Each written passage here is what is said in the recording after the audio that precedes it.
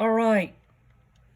You could see the Nissan Titan is stuck inside the drawer.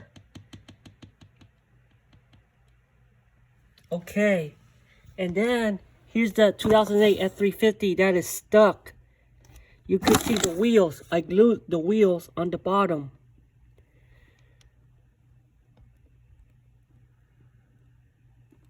The bus is stuck because I don't want to remove it. So here's the car that is hard to find.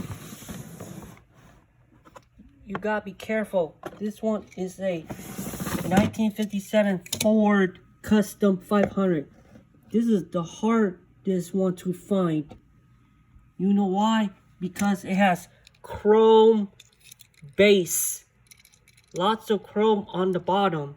Chrome front and back.